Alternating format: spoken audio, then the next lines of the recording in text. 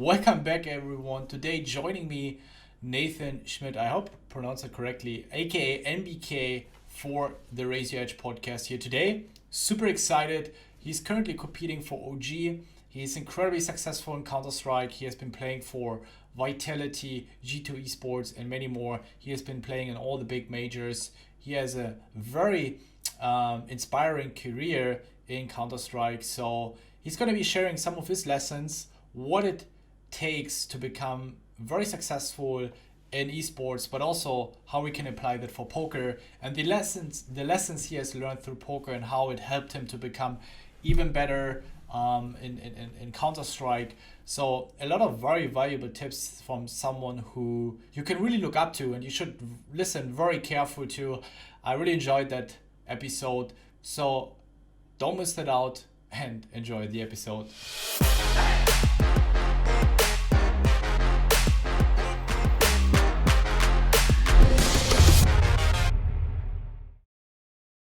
Oh, good.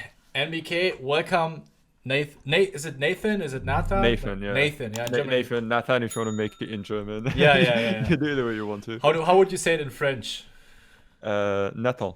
So a bit lighter, so a mix of both, a bit lighter, a bit in between. Je m'appelle Benjamin. Salut. You got to start. Perfect start. So yeah, to the French community, welcome. I guess you have a lot of French fans. I had some French in school. I forgot a lot, unfortunately. But I can at least introduce myself in French. So very glad to have you here today. And very happy to be here. And as for our followers, NBK is a very successful Counter-Strike player, but also trying to become better in poker. You have been grinding the scoop lately, grinding a lot. How has it been going? Yeah, first of all, I'm going to say I have the utmost respect to the poker pros after this past 3 weeks. I've been playing a ton, and it's been extremely hard mentally, especially when you're on a downswing or when you're making mistakes like deep in tournaments. So it's just a matter of how do you do it constantly year after year to be that strong and that much that strong into it. But yeah, I mean, to me, I've been grinding for the past 3 weeks to scoop wide range of buy-in tournaments. It's been going pretty bad. I'm playing pretty much the lowest I played was the $22 phase 1. And the biggest I played was a 2K PKO. So yeah, that's pretty wide in terms of range. But yeah, I mean, not doing very good in terms of variance. It's not the best moments, and so yeah, it's been hard mentally. But trying to claw my way back into at least breaking even though it sounds quite impossible. But gonna try.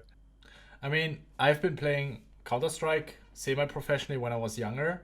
Yeah. And you said you have the utmost respect for poker players, but I do remember that Counter-Strike can be quite tilting as well, right? If you get shot in the back, I mean, you can reduce the variance more with experience, right? You know the angles, you know how to position yourself to not get shot in the back or have a disadvantaged position. But still, there are going to be games you also play against the best in the world, so they also know all the angles. How do you deal? We're also I try to cover both, man. I have so many questions about poker, Counter-Strike, esports, and we try to cover as many as possible. Yeah. But especially in Counter-Strike, I guess it is possible to also have a couple of games where you try really hard, you have a good preparation, but you end up having 5, 6, 7 frags only, and you can't really help your team. How do you deal with those situations to still execute your A game in Counter-Strike? Yeah, I think in terms of the highest level, the variance comes a lot from very simple things. So it's going to be kills when you're flashed, kills through smokes, and then just decision making of what teams do on the macro level. Yeah, I think that's going to be the biggest point in terms of RNG that you're going to get. So I think it's funny because it's the same approach that you're going to have, for example, in poker that I have in Counter-Strike. I feel like I'm at the top of my craft in the game, so I know what I'm doing is right. And so if I just die from those things, yeah, it can be frustrating for sure, to lose a tournament because of this or that, or just a crucial run because of this. But ultimately, you know that in the long run, everything is going to be fine, and then you're going to get your money, and then you're going to win tournaments, and all of that. And I think for the average person playing Counter-Strike and being frustrated by those things, I'm going to be the one frustrated in poker by those RNG type of things, right? So I think it's pretty much the same idea of if you're confident into what you're doing is good and it's always going to be good, then there is no reason to tilt, and you can just stay calm and not be frustrated. So I think it's pretty much the same principle. And playing poker built me to like not tilt at all into that, compared to when other players, if they die through smokes, like they're gonna throw the headsets away, they're gonna throw the mouse away, and like everything is gonna be thrown away, and then it's the end of the game. While the truth is, you did the right thing, and everything is fine. Just carry on.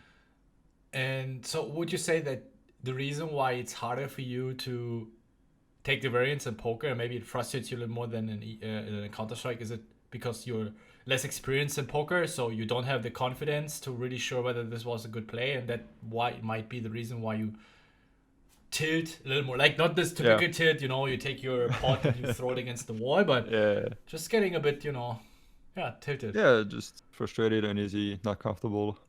Yeah, I think there is a part of it. Although I've been lucky in the past weeks running Scoop, I have two very good friends that are extremely good at poker as well.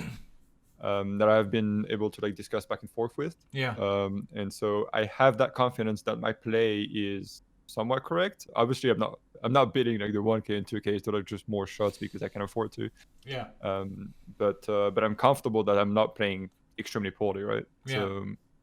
So that kind of saved me in a way, because otherwise I would have been very frustrated. But and like it's also like soul crushing and very mentally crushing, because it's like the idea, if you're alone grinding this, like, am I doing things right? Am I doing the right plays? Am I just getting crushed by variance? Am I being just outplayed in one tournament, whatever? So it's just a matter of taking those things, and like it's funny because it's the same analysis. Like the two same things are the same in poker and Counter-Strike and probably many other activities where you just in the moment you just take it easy, and then you just review and then see what happens afterwards, and then you draw your conclusions and you adapt to it. So it's pretty much the same. But it's good to have that. Yeah, sure.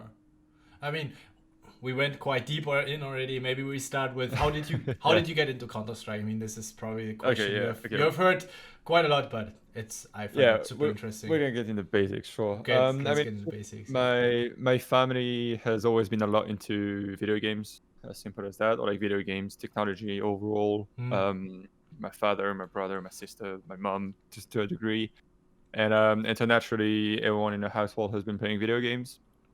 Counter-Strike was a part of them. I was like it was a sort of clan where we had like two different names for like the older ones and the younger ones. You have like the adults that were playing, that had like special clan tag, that were playing together, and we were playing with them with like the clan tag of like, I don't know, when you're around 10 years old or something, and there was like a group of like people from the family around every person that was playing together. And so those were probably the first time I was playing like Counter-Strike, Day of Defeat. 1.6, I guess, back then. Yeah, or even the beta versions. I can't really recall, but like a very long time ago. And then competitively, I started when I was really like 13, 14, which was then much later, and just got into it with Counter-Strike Source, and started getting into the competition like that.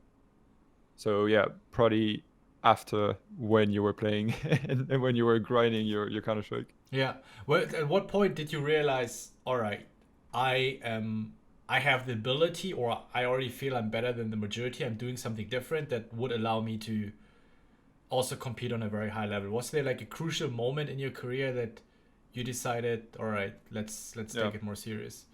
To be honest, not really, or at least not from what I can recall. When I started grinding Counter-Strike, I was doing a lot of sports. Most notably karate. When I was 14, I think I just passed my brown belt because I just had the age to have it. Yeah. And then I had to wait 2 years to have the black belt, and because of health reasons, I had to stop competition in karate and basketball as well. I was doing both at the same time, and so because I just love competition by nature, and I was just playing Counter-Strike, and I saw those things. I just started competing a bit more, and then playing, with local people and local lands and all of that. And then I got scouted by one guy at like a local tournament, and from there I just got to another team, started grinding online. Yeah. Went to a LAN that was 2 hours away from my home, then went to Paris that was like 3 or 4 hours away when I was 15. And from there, it was just like a natural process fairly easily. Like in a pan of maybe 6 months, I entered pretty much my first big competitive team, into joining one of the best team in the world. What was it back then? Very, very fast. What team was it?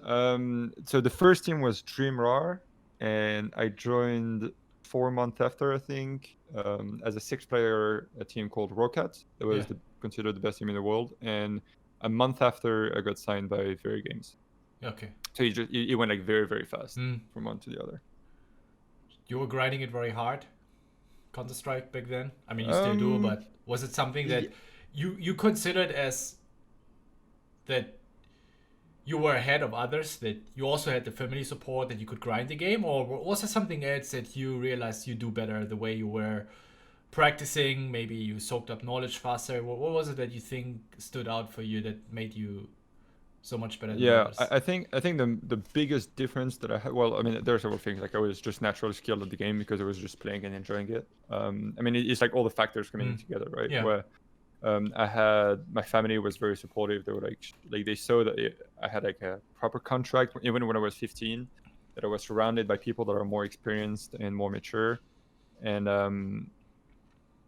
that combined with the fact that I had talent for the game naturally, and I was just grinding it and loving it, that I was not being an asshole at school.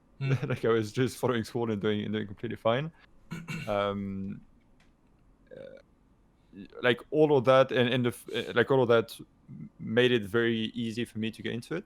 And then the fact that I rose to the top was one of the big parties that I was surrounded by some of the best people, especially back in Very Games, where I soaked up literally everything, like everything they were saying, everything they were showing to me, everything that was happening. Pretty much, it was just every day like adding something up to my knowledge, and it just added up, and it worked out very fast for me. Like I never felt like I had to work extra harder, so I've been very lucky in that sense, that I just played Counter-Strike and then things worked out, and like it's good because it feels pretty easy to just like play, practice, and then the day after you don't necessarily have to do a lot of work. You just enjoy what you're doing, and then you come back the next day, and then you're better somehow.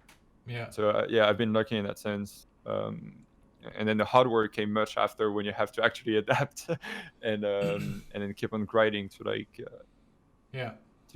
to make it different with the lack of skill, like raw skill or something that others can have. So would you say that as a player you were able to just be very open for feedback, and when you see new things you just like a sponge and you take it, and you don't have that big of an ego that you think, oh, I know better, and it's just like, all right, this is something new, I'm gonna give it a try, I'm gonna see how it works, and if you think it's good, you're just gonna do it, you're just gonna learn something? I'm not very big in like creating a lot of new stuff, because that's just, I guess, not how I am as a personality. But that's why also I turned more into a support role in Counter-Strike. Is just I'm extremely open-minded to anything that comes before me, whether it is in Counter-Strike or outside of Counter-Strike, like different approaches, different strats, like new things that can come up, all those sort of things, making it easy for me to like support player and like understand very quickly what they're doing and how I can do the best around them to like help them get the extra frag or be able to escape safely and all those sort of things. And so I think it comes from the fact that like my brain is always open, and like I don't like, it's not me that matters, it's just the team that matters, because it's obviously a team game compared to poker. And so the only thing that matters is the team winning, because if the team wins, you can be the best player in the world, it doesn't matter, you don't get the trophy. So I turn into an extreme version of that, where the only thing that matters is a team and winning as a team. And therefore the players that are going to have more ego, that is an important thing, will be able to get all those frags, and they're going to have the structure behind to win the game on top of that, and not just make the kills. So that's why I naturally developed into that. Again, like it's very close to me, how I am, more than anything. and not something that I really thought about. It just happened to be that way, and I'm just lucky, Yeah, of lucky to course. be like that.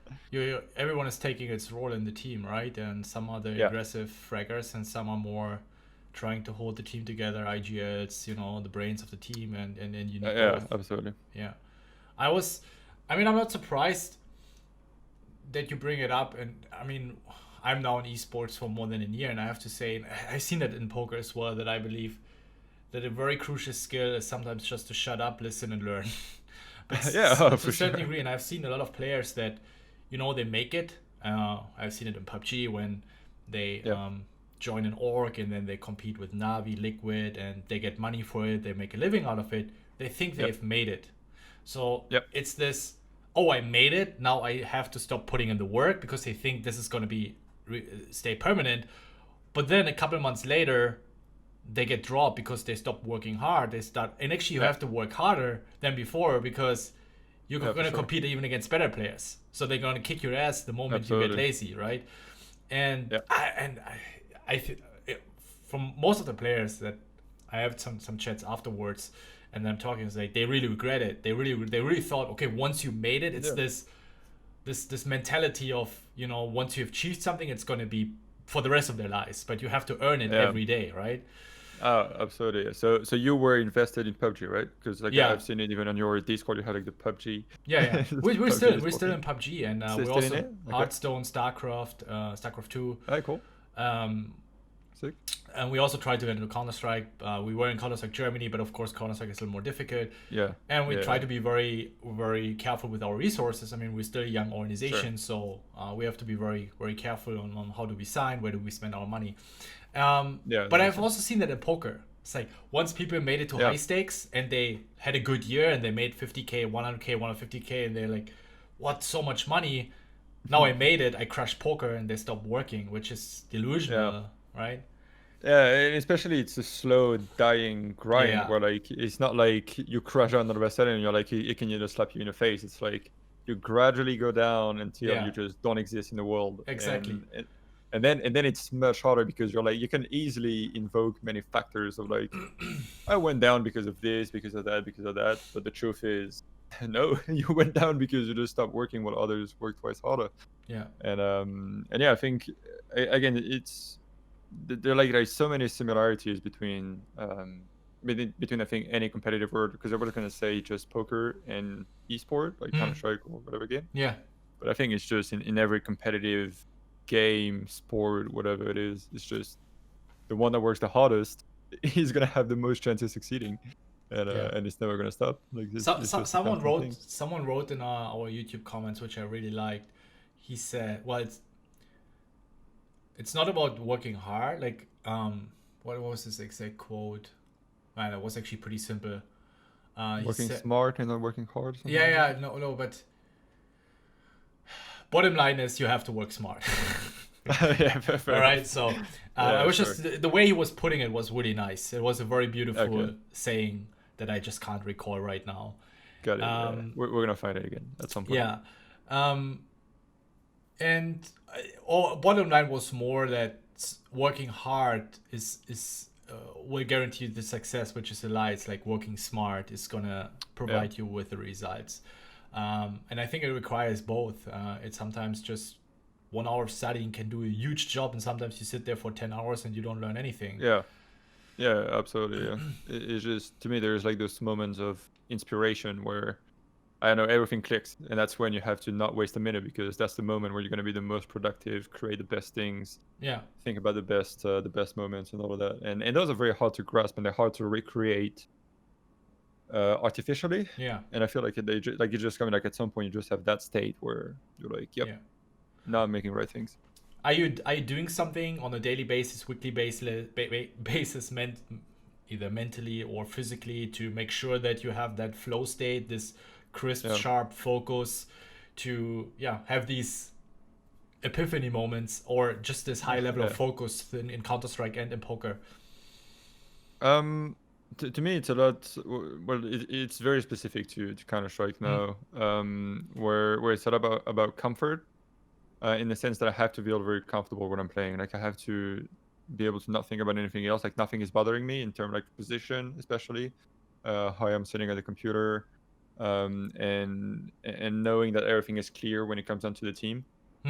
So that's a bit the difference now that we can get into between poker and esport, especially Counter-Strike team, the team aspect, where you can individually be at your best, do everything you want, and still something is going to screw up because you're in a team environment, and it happens. Sometimes they're gonna, like, your teammates are gonna screw up. Sometimes you're gonna screw up, and so sometimes it's just like, yeah, you can be in the best conditions and it just doesn't work. So when it comes down to me and my preparation, I've done some hypnotherapy with Elliot Rowe and Prime Mind. Yeah. I found that very useful. I had no idea about like what it was about initially. Fedor Holz introduced me to that, and on some tournaments it works extremely well. I still didn't manage to make it work every single time I was using it for every single tournament, but like on some I could really feel a massive difference. Yeah. But in esport, for example, it's all the side aspects are very underdeveloped. So I don't know, sport, nutrition, mental state, all those sort of things are very not developed for some reason. And those are the kind of things that in my teams through poker, because it's very developed in poker, I try to bring more and more into all the rosters I join, because those make a tremendous difference when you're playing at the highest level and like traveling to tournaments constantly and all that kind of stuff. So it is something that is very interesting, and obviously something that you're doing a lot. Yeah. And so I'm always extremely curious. That's where I'm very open-minded as to how to make that work. What's the best way to implement that into esport, and what conclusion can we draw? Yeah, I've experienced the same. I was actually a little astonished when I went to Spain. I was aware that there's probably not so much focus on nutrition. It's very often just trying to play as much as possible. Yeah. And when we entered esports, I wanted to make sure that also for our teams we provide some mental guidance, having a mindset coach, trying to have these meetings either with one player or with the team if there's a problem, talking about it.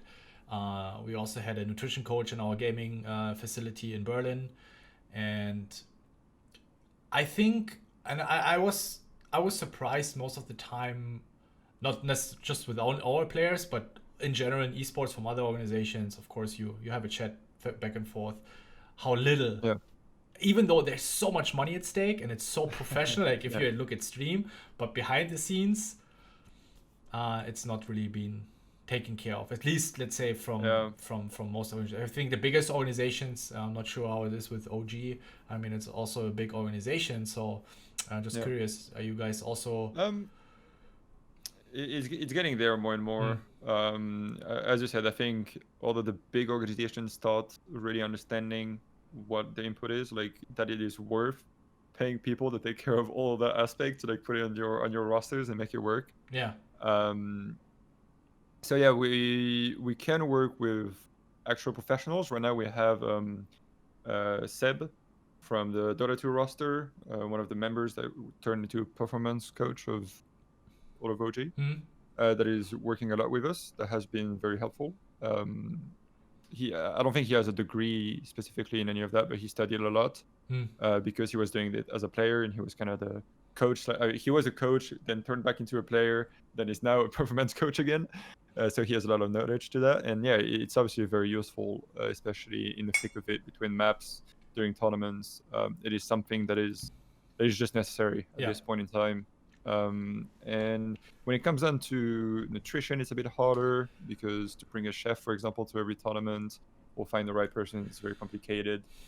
But yeah, there are steps. Like I know some teams have individual rooms for each players now at tournaments, instead of having them like two per room, something like this, because that element of privacy and having some time for yourself to relax and be calm and chill is also a very important one, like just for your mindfulness to be right again. So yeah, it's very good that it's going that way, obviously, and we're getting there. So especially the past 2 years, you have a lot of investment into that side.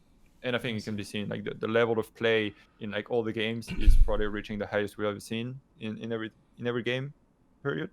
Yeah. And I think it's very much linked to that, obviously. One more question regarding Counter-Strike before we jump a little more into poker. What do you think? I mean, you also have a lot of followers apparently from the Counter-Strike scene, and I bet a lot of them are also trying to see you as a role model, and are very curious to hear what is your take on why certain players make it, and what is the number one or two or three reasons, no matter how many you want to how many you want to mention. But what do you think are the biggest reasons why so many don't make it? What is it that they fail at in Counter-Strike to not reach that level of competitiveness? Yeah, I'm a person that is very straightforward. So to me, it's very blunt. Some people lack talent, period, and some people just didn't work enough. Okay. To me, those are the two main aspects of if you have talent and you work hard, you're gonna make it. Yeah. If you like at some point in time, it might not be instant. You might miss the best years, but you're gonna make it at some point.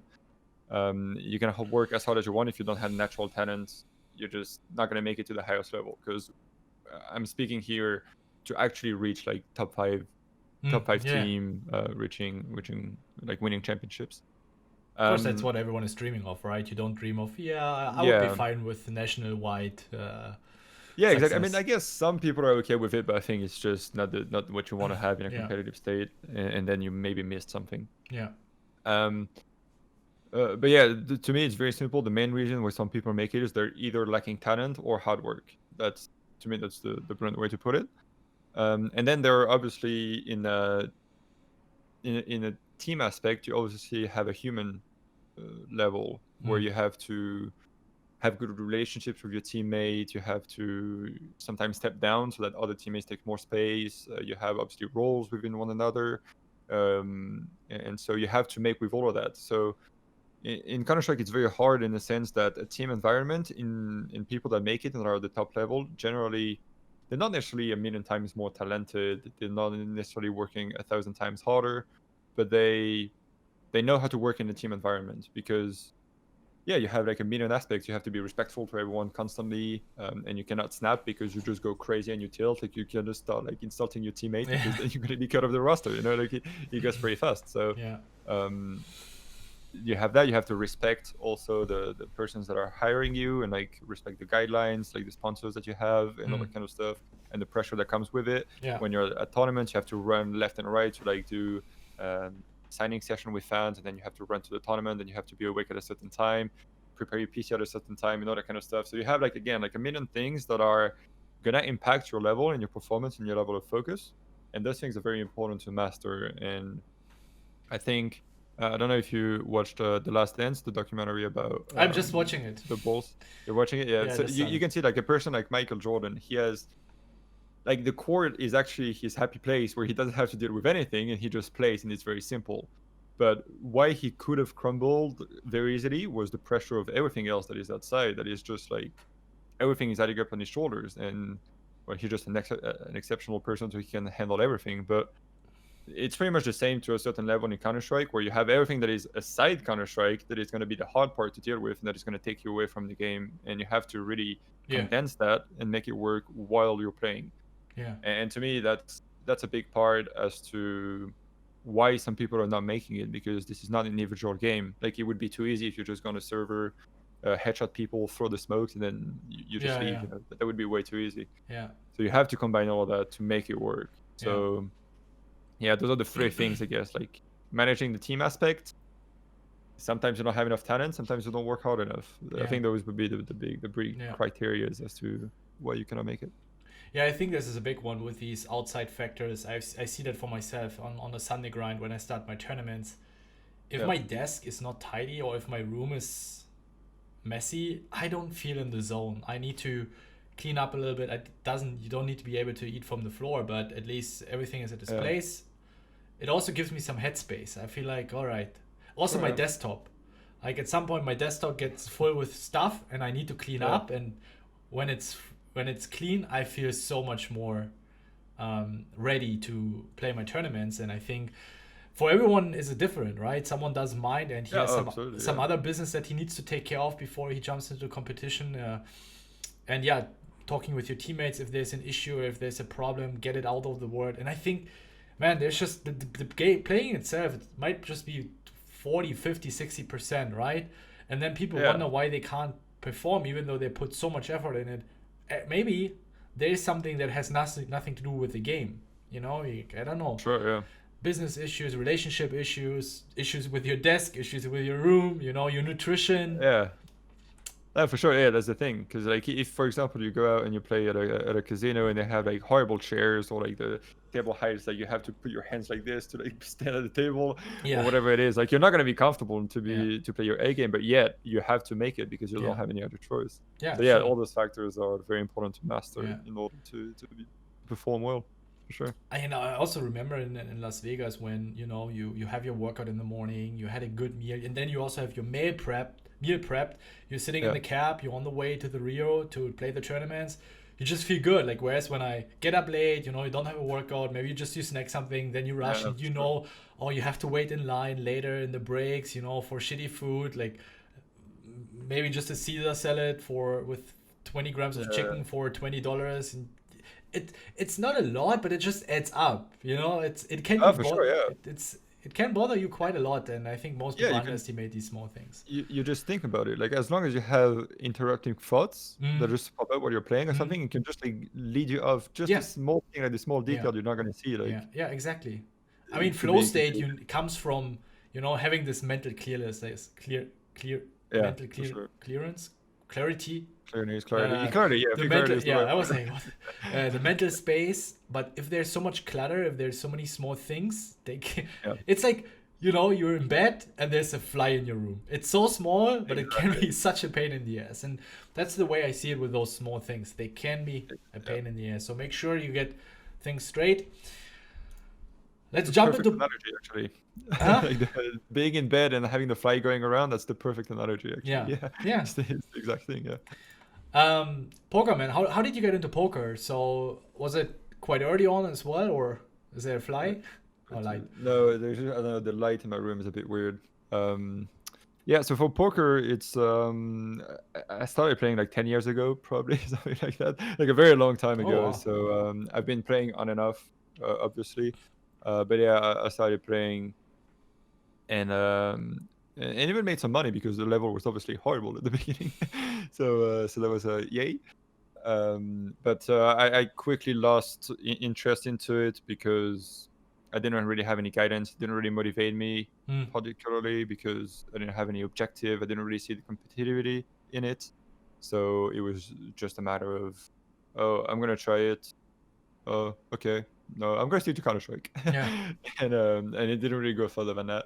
But up until like the past 2-3 years, where Twitch really started to showcase poker again, like Hmm. one of the first big person that I started watching was Jason Somerville. Yeah, of course. That was very attractive, a very outgoing, very nice person, Yeah. and he gave me love to poker again, to 8 games especially. And I started watching also Easy with Aces at the Hmm. very beginning, like when he had like 50 viewers or something. So like Twitch mainly brought me back into poker for the most recent years. But the first time I started playing, yeah, like 10 years ago, something like that. That's great. And when did you decide, all right, it makes more fun, I enjoy it more, now I'm also going to be studying it, taking it more serious? And how do you also manage Um, it with Counter-Strike? I mean, I guess you also have to practice a lot, matches, and yeah, obviously, yeah, traveling and all of that. yeah. To be fair, again, like I want to praise all the big streamers on Twitch that that are explaining their thoughts and were top players or are top players Hmm. in the game that are just, and again, I could pretty much like Counter-Strike in my beginnings. I just have an open, like my brain is open, Yeah. and I have the stream on the side, and when I see an interesting hand, like some moves that they make, I just like copy paste it pretty much. Like I just really easily just take it. I'm like, oh yeah, I'm gonna do that next time, and then Yeah. see how it works. Like just apply those concepts to my own game. It's been very present with Lex in No Limit. obviously with what he has been studying with you, I just like naturally grabbed some of the things.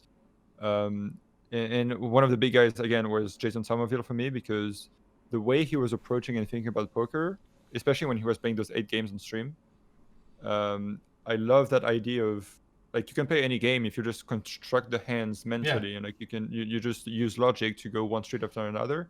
You can just pretty much play any game and then have somewhat of an idea of what you're doing. And so Jason gave me that constructive mindset a lot, and watching Lex gave me a lot of ideas of how to adapt my play a bit more. And then I've been studying with Razor Edge the past month or two. I don't remember when I got it. And that's when I actually sat down, watched videos, and be like, yeah, okay, so how do we do in those specific scenarios? And we do that, studying the ranges, the all of that stuff. That's when I actually started moving more into that. But most of my ideas come from Twitch and people streaming it. So like it's an invaluable resource that is available to everyone, in my opinion. That's great to hear. I mean, poker sometimes, especially the industry, suffers a little bit with, making the game more popular, because it's, a lot of players, people think, poker, gambling, it has a bit of a dodgy taste and a bit of a gray area in many countries. So it's always good to see that there are people still getting inspired from streamers. So shout out. Yeah, I mean, when you look at things, when Lex had his run in a 10K, and he was like top 1 on Twitch global, I think. I mean, it's incredible. Like it's super cool to see that. So for sure. So like I think those things are great for poker, and obviously now with the circumstances, it makes it even more popular at this point in time. But like some will stay along the ride, obviously, for the future. How much time do you invest in studying poker, if you would estimate your ratio playing, studying per week? I've studied some and then I stopped. It's been very sporadic. Again, like, right now I have the chance to be grinding alongside and be friends with 2 excellent French poker players, making it very easy to discuss hands and exchange with them about some moves, some very specific situations that they're playing or that I'm playing, and be able to be inspired by them to like change my play a little bit. So there is this that helps me in the micro, and then there is the course, obviously, that helps me in the macro stage. But yeah, I went very wide. Like, first of all, I obviously studied a lot of the pre-flop game. Because I wanted to adapt like really my ranges, my 3-bet shove, and all that kind of stuff, to not have the massive leaks that will then be reflected later on. And then I watch the hardest things to replace, like out of position pots. Those horrible situations. And then I went very broadly over all the typical mistakes of like everything, pretty much, just to have like an idea, and like again, like small things that I want to tweak in my game left and right. But obviously, because I have Counter-Strike on the side, I didn't study everything. But I think I made decent progress, and like especially pre-flop, like the change has been from one day to another. It was just okay, if we forget everything we had and we make it everything new. And it's been some work, but like in terms of hours, not that many, obviously, compared to like pros or whatever.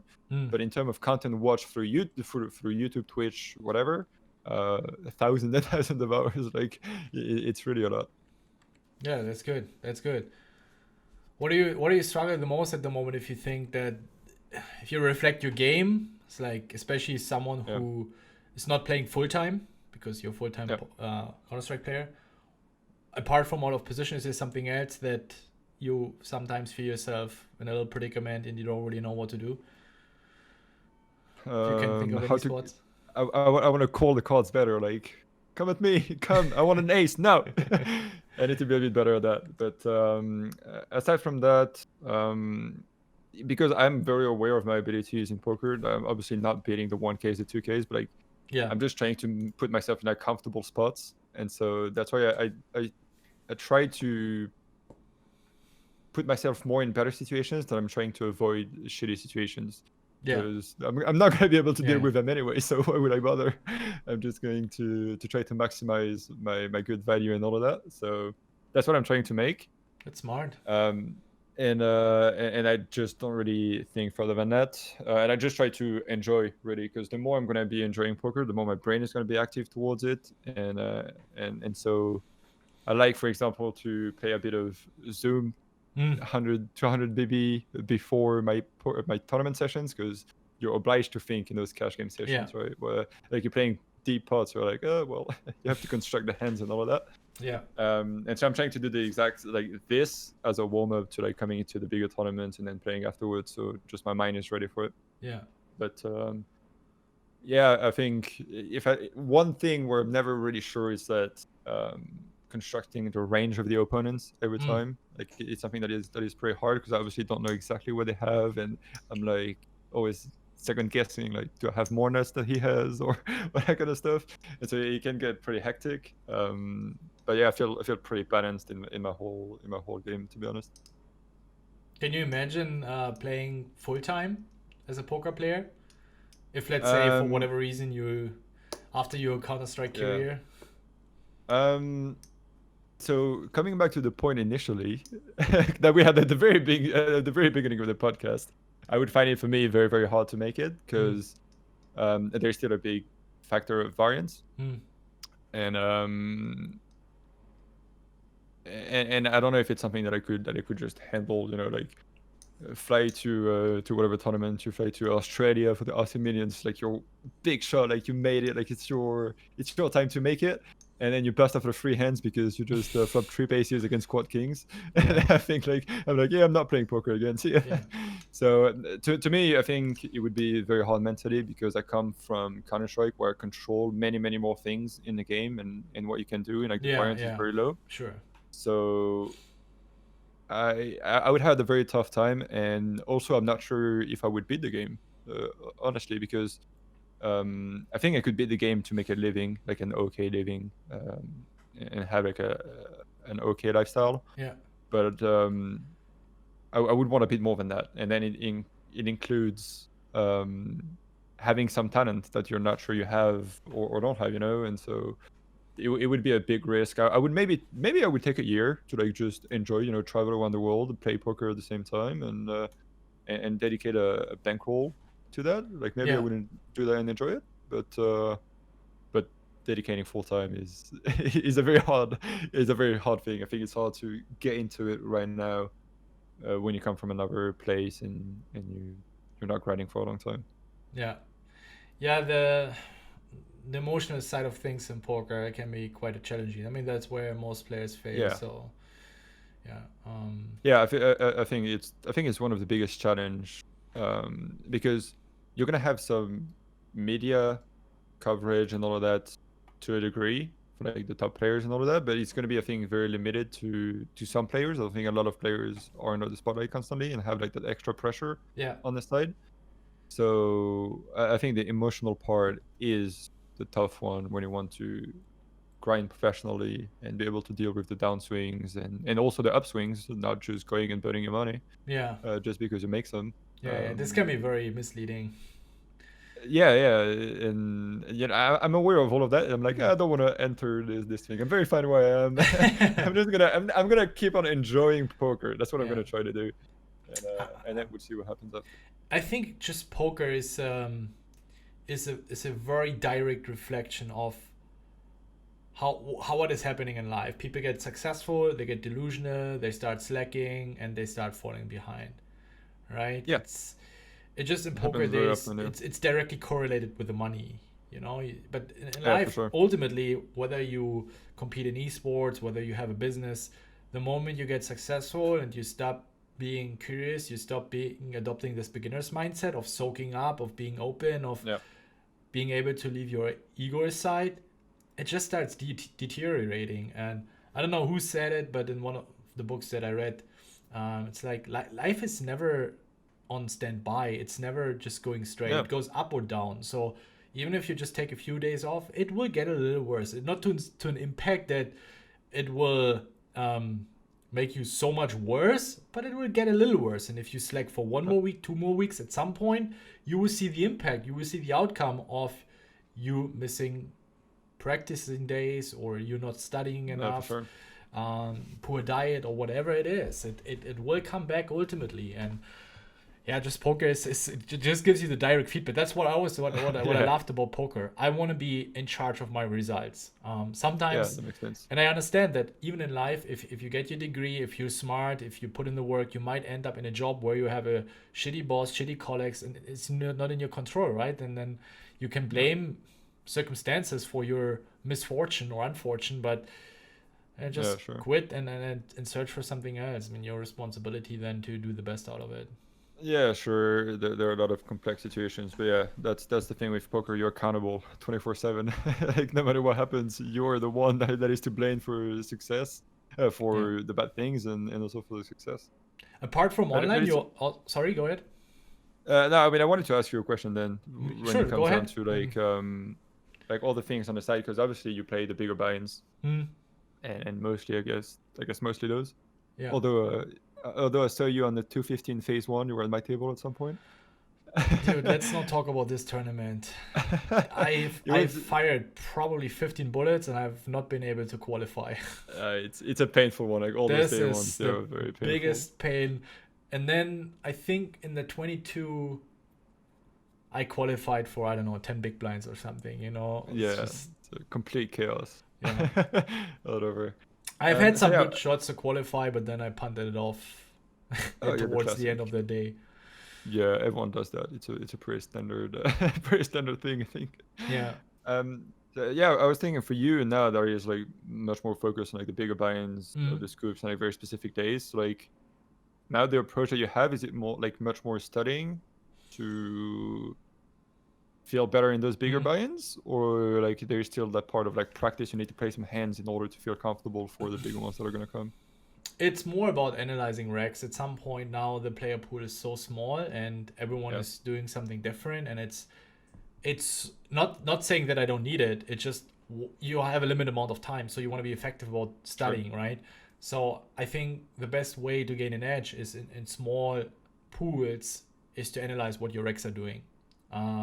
So I might neglect some studies for theory that I might need, and trade off for analyzing my opponents and then see okay, what are they doing, what can I do better against them. Yeah, that makes sense.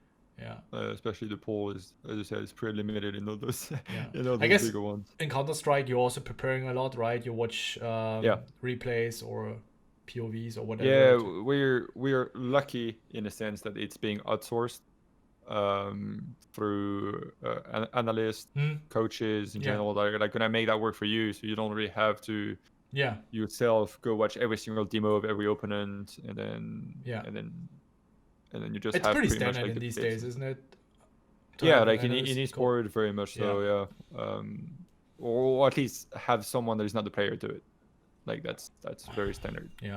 Yeah, we have for our PUBG team, we also have an analyst that is watching replays and bots, and then providing with data that is important. There it's a little more difficult because you have 16 teams, so you can't really prepare for.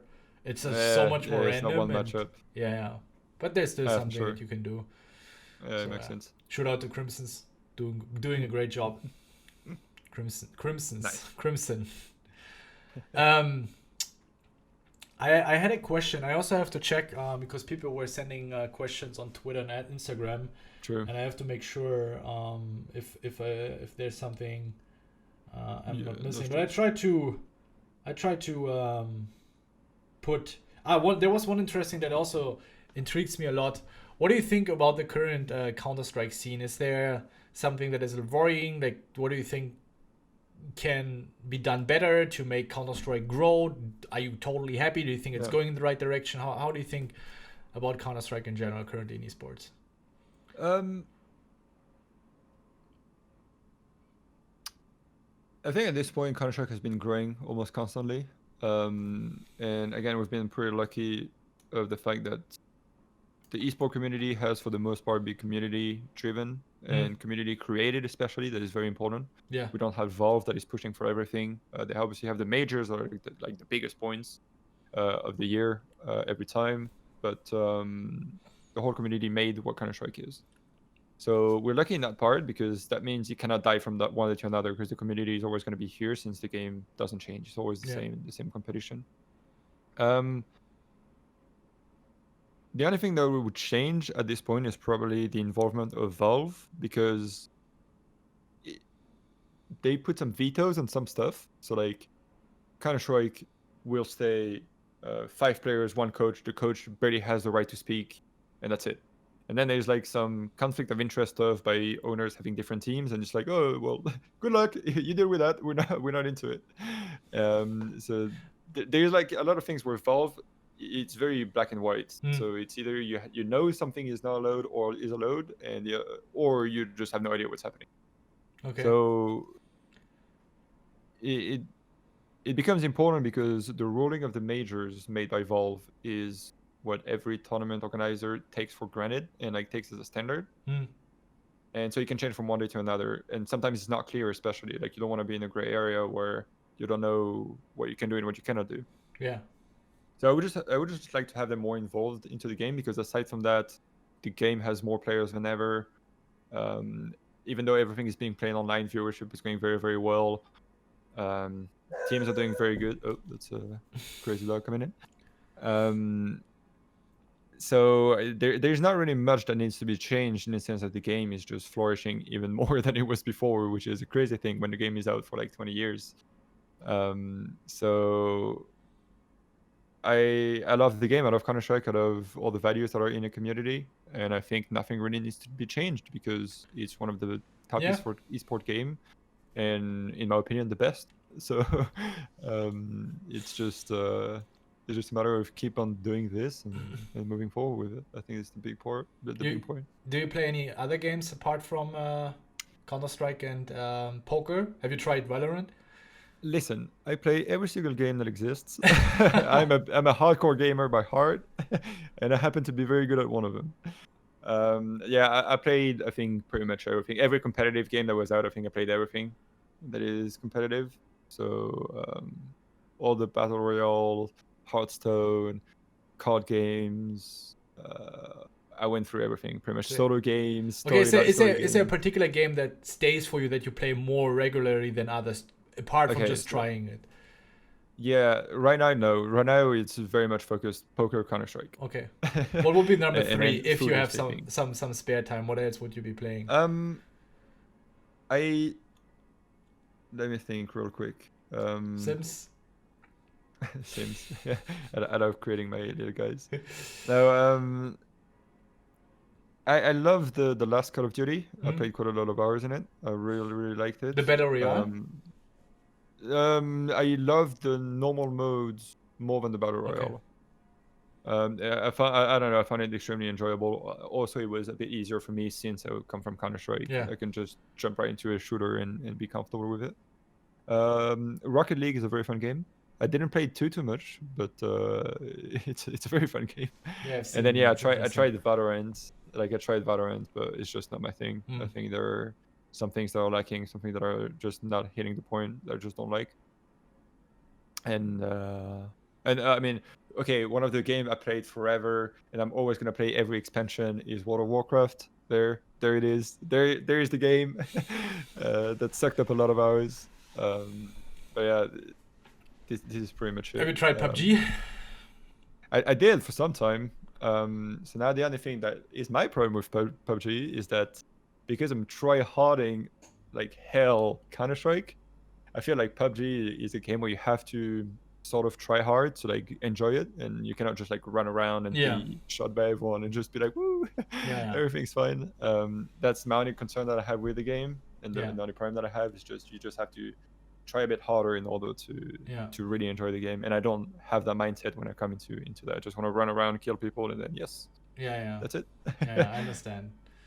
And you also have what do you play? You have to have a good team. I mean, I was playing Counter-Strike 1.6 semi-professionally back then in Germany. Back then it was called EPS. I don't know if Yeah, you the remember. APS, yeah, Yeah, yeah, we sure. attended twice, but I Okay. never really took it too serious. Like the moment we ascended and with contracts and going on LANs, I was always going a lot on parties. I even sometimes when people Right. thought I'm cheating, because I tried to avoid LAN, but I didn't care. I was like, whatever you think. Like Yeah, just because you want me to go to a LAN, I don't care. And sure. even though I never had like insane stats or anything because I was also mainly IGLing, so Okay. um, but it was a lot of fun. It was a great time, and after Counter Strike, it was pretty much just poker, and then PUBG came out. I Yeah. found it very interesting, and Mhm. I saw the data with how fast it was growing. At some point, Yeah. they broke the Yeah, it record was insane. for sales and new signups, and that's why we decided to take a shot to get into esports, signing our first PUBG team, and then expanding into Hearthstone, StarCraft 2, Counter Strike. Yeah. Um, yeah, and I think now when I play a game, it's Fantastic. PUBG. It's like poker or PUBG. Okay. Um, Fair enough. 1, 2, 3 times a week depends on how much time I can find. I mean, this is a game. Fair. Since one game takes like 45 minutes, I don't know, 35, Yeah. 45 minutes, and I could grind this game for 8 hours in a row. Like, Yeah. I guess the same for Counter Strike. I remember, when you're young, I could grind deathmatch Oh for like yeah, 4 or 5 hours until my hands start bleeding. yeah. No, Um, of course, yeah. It's the same field. If you find a thing, you might not stop it. That's the problem. Yeah, yeah. And especially what I like about this game is what I also like about poker, it's so complex. Sure. There's never going to be a situation where you can be 100% sure what's the correct play. It's just Yeah. a matter of likelihoods. I mean, sometimes you know what's the obvious play, but a lot of the times you have to just, based on a few pieces of information, all right, based on that, all your cues, kill feed, circle, all Yeah. right, we go there. That's the best shot. And Yeah. sometimes you do the best decision and it turns out to be totally wrong, and you just have to live with that. And Yeah, for sure. It's a game of information, yeah, just like Counter Strike is. Like when you have a fog of war in front of you, it's like yeah, you just have to make the best out of it, and then that's it. So yeah, I yeah, think I mean PUBG is very much in that respect as well. It's even worse since you have much bigger maps, many more yeah, teams. It's much more complicated in that sense. yeah. So yeah, What I liked about liked about Counter Strike is the mind wars.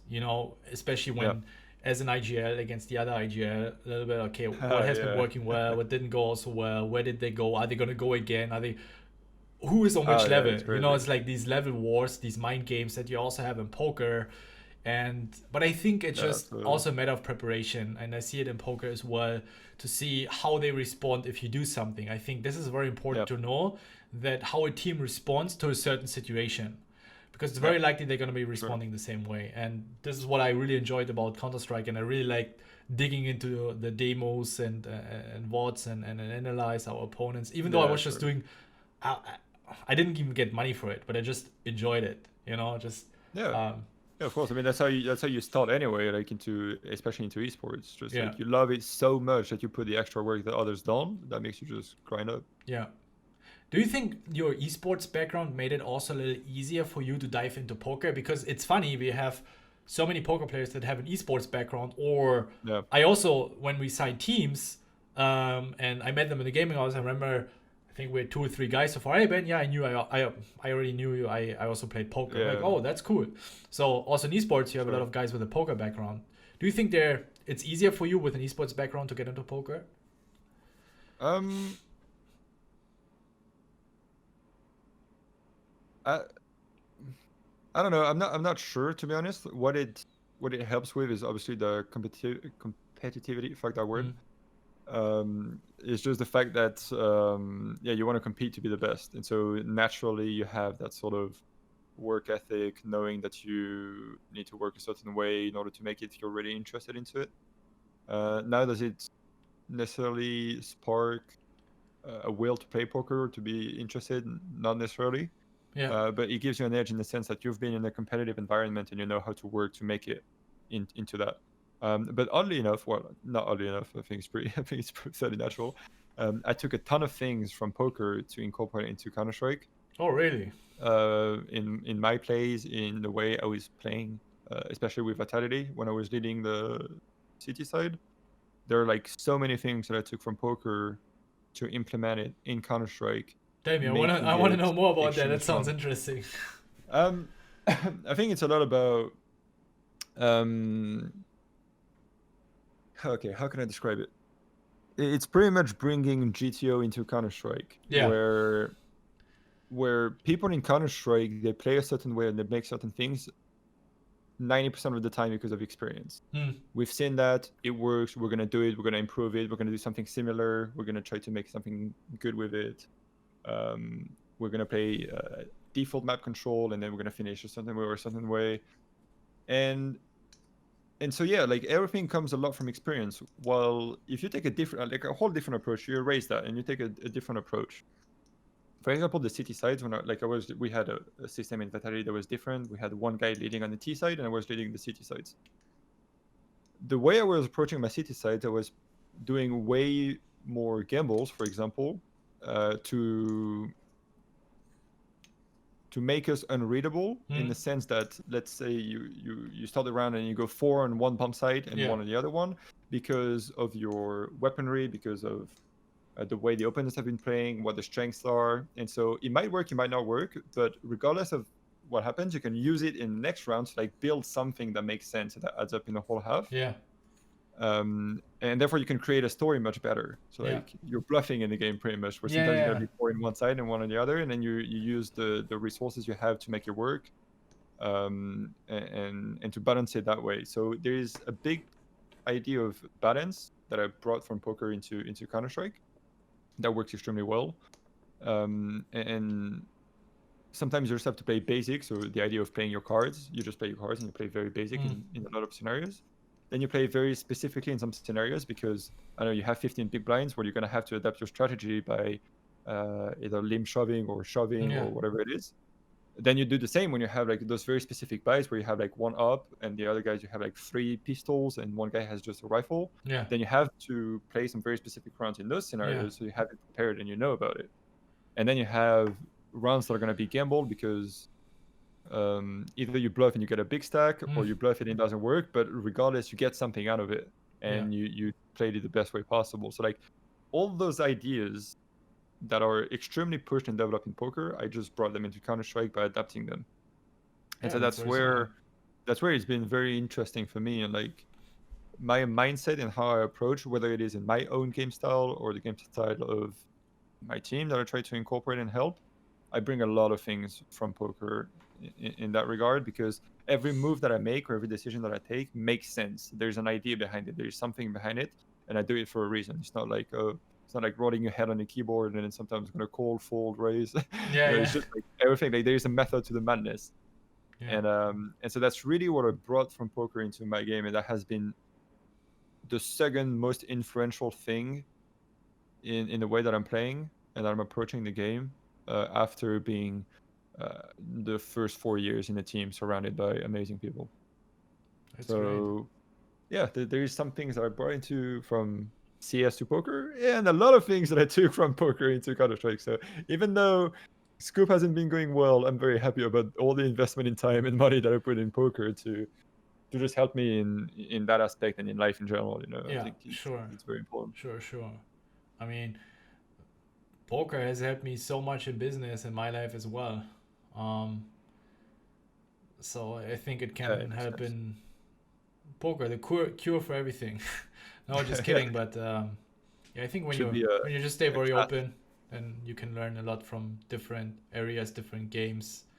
Yeah, of course. One of the big things also is like risk reward. That obviously you push to the extreme with poker, and you can apply it to everything pretty much. Yeah. It's just so important. Sometimes you have to take big risks, because you have no other option. If you don't take it, you're down anyway. So the one I learned in poker, what I think you can also apply very well for any game, is the better. Let's say you face someone that is better than you, and this is also a common concept in poker. The harder you want to push the variance, the bigger the pots, because that's where you get a little more RNG. And because if you try to play standard and based on skill, they're gonna beat you.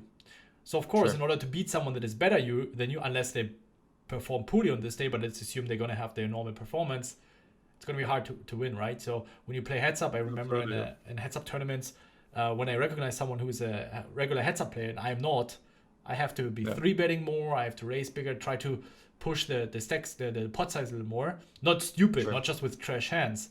Yeah, of course. Yeah. But I think it also applies very well for other games when you play against better opponents. Try to make something they might not expect. Don't be afraid to don't have anything to lose anyway. And that's how David beats Goya. That you have to try to bring them out of their comfort zone and do something they won't expect and beat them on your own turf. You do things and you go for the auto. Yeah. The thing. Yeah, exactly. Yeah, but I still think that a lot of the teams are still afraid. I mean, you have a Counter-Strike, you have a meta. In poker, you have a meta.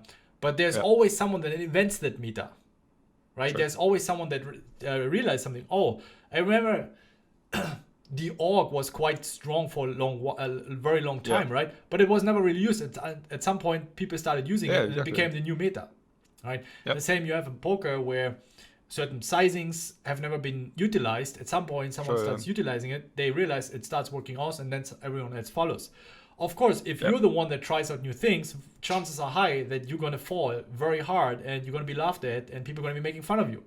However, when you find something that works out, you can do it for a while for your own. Exactly. Nobody else does it. And either in poker, you make a shitload of money, or in Counter-Strike, you're going to make a shitload of headshots, or just win a lot of games without people and money. People even without recognizing why they're winning in the first place until people start realizing, and then they copy the meta. So you always have to go ahead. I was saying, trying to teach my students, be the one that tries to invent a new meta, and don't be the follower to copy the meta. And put people in uncomfortable positions. I think it's also it's obviously a very important concept in poker, but like when you analyze, like it's good to analyze teams, but when you push them where it hurts, that's when you're going to take the most value out of the analysis, and that's where they're going to make mistakes, and you just take full advantage of it because you're prepared to be in this position. So again, like there's so many things that poker has pushed to the extreme that is just so valuable in many ways. Yeah, absolutely. Last question, and then we're also going to be doing some hand analysis and going over some hands. Could you what do you do? You already have some ideas, plans? What are you going to be doing after your Counter-Strike career? Can you imagine working somewhere in the management in esports, or maybe starting your own org? How does it? Do you have already something in mind? I mean, I remember you told me that you still feel good and you want to compete Counter-Strike for a longer while. But I'm very comfortable with playing at the moment. I'm feeling very good. I found again a way to feel 100% in my own game, and to be very comfortable. And weirdly enough, it's been by playing less, by just enjoying the game a bit more. So still doing analysis of teams and everything, but like playing a bit less. So like I'm very comfortable in the game. When it comes down to afterwards, I have some ideas, some things that, again, like new things are just, to me, like I'm not necessarily looking at a monetary way. Like I'm not very driven by money, where I'm like, I'm going to come out and then make all the money in the world. I just want to make things that just matter to me, that are just funny to me, that I just want to enjoy. So I've had some ideas. I don't want to disclose too many of them, but like, I would love to like help teams that are like tier 2, tier 3, and to help them push them to the maximum of their limits. See how it is like in other teams. I'm just very curious, and I really want to help like educate in that education area. But then being like, because I love so many games, being like a general manager of something from a roster, and being able to direct the CEOs of the big organizations that have an idea and have the money and the fundings behind it. I will take care of all the business side that I don't care about. Being able to direct that into making the most successful esports teams possible in every single aspect in every game. That's something that is extremely interesting because it helps the competitiveness. For me, it really drives it, and it makes me want to, create again those new things that you said, like create a new meta in some teams, and like just dive into it, and just being able to help every single place, because I've been very successful in Counter-Strike through specific skills. I just want to help people in other ways to make it work. So a general manager is something that I could easily see myself doing. being coach of a roster, maybe. I'm not certain about that. I think it could be interesting. I could give a lot, but I don't know if I would really enjoy it. But yeah, maybe once I'm done, I just take a chunk of what I earned in esport, and I'm like, for 1 year, I'm traveling. I play some poker live. I see how it goes. I try to make it I try to break even at least. I think that would be a great success. And just enjoy it a little bit, and then get back into. But I don't even know if I would be able to do that because I'm too passionate about competition and esport, pretty much. Yeah. So yeah, That sounds interesting. But many years to probably. come, we're gonna be crushing in Counter-Strike, right? Yeah, I'm not stopping now. There's no end in Nobody sight. needs to I still worry. have many Nobody needs years. to worry. No, not a single worry. Great, man. Thank you so much for taking the time. It's gonna be part 2 where we review some hands. NBK, Sure. thank you for taking the time. I think our Of viewers course. gonna be loving it. And Hope good so. luck at the tables. And everyone else, Thank you. Yeah. stay I'll see you tuned. soon. Don't forget to subscribe, and then see you guys soon.